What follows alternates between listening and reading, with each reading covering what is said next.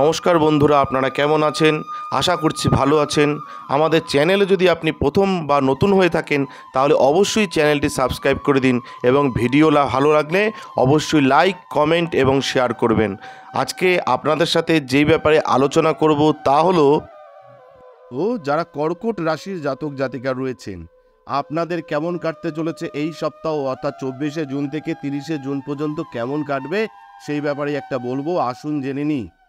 এই সপ্তাহে আপনার চিকিৎসায় আপনি যে পরিবর্তনগুলি করবেন তা আপনার স্বাস্থ্যে অনেক ইতিবাচকতা আনবে, কারণ ভগবান বৃহস্পতি আপনার চন্দ্র রাশির একাদশ ঘরে স্থাপন করবেন।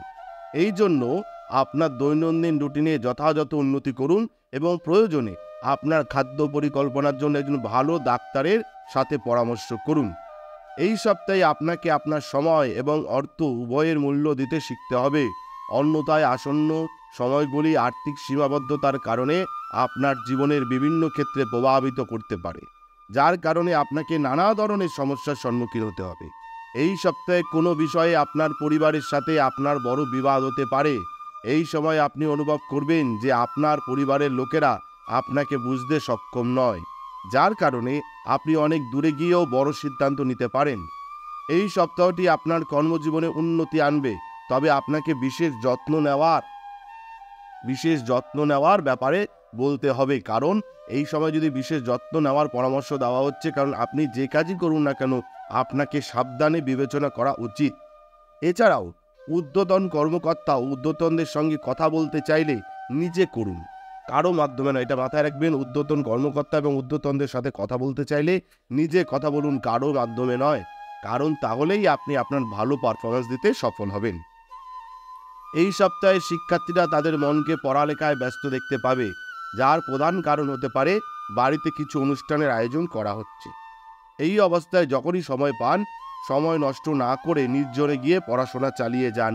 যারা কর্কট রাশির জাতক জাতিকা রয়েছেন, আপনাদের বললাম যে কেমন কাটতে চলেছে এই সপ্তাহ, অর্থাৎ 24 তারিখ থেকে 30 তারিখ পর্যন্ত কেমন কাটবে সেই ব্যাপারে একটা ধারণা দিলাম। কিন্তু যদি দেখা যায় আপনাদের ব্যক্তিগত কোনো সমস্যা রয়েছে, ব্যক্তিগত সমস্যায় জর্জরিত, তাহলে আপনারা কিন্তু আমাদের স্ক্রিনে দেওয়া নম্বরে যোগাযোগ করতে পারেন আপনার ব্যক্তিগত জিনিস জানবার জন্য। ধন্যবাদ, ভালো থাকবেন, নমস্কার। অবশ্যই সকলে আপনারা কর্কট রাশির যারা জাতক জাতিকা রয়েছেন অবশ্যই প্রতিদিন স্নান করে উঠে ওম নমঃ শিবায় মন্ত্র জপ করবেন। ধন্যবাদ, ভালো থাকবেন। জয় শিব শম্ভু হর হর মহাদেব, ওম নমঃ শিবায়, জয় দেবী সিদ্ধিদাত্রী জয়, জয় কৃপাময়ী তারার জয়। আমাদের ভিডিও আপনাদের কেমন লাগছে? আশা করছি ভালো লাগছে। তাহলে অবশ্যই লাইক করুন, কমেন্ট করুন এবং শেয়ার করুন এবং চ্যানেলটি অবশ্যই সাবস্ক্রাইব করে দিন। ভালো থাকবেন, সুস্থ থাকবেন, ধন্যবাদ। এবং সকলে অবশ্যই কমেন্টে লিখবেন জয় শিব শম্ভু হর হর মহাদেব, ওম নমঃ শিবায়।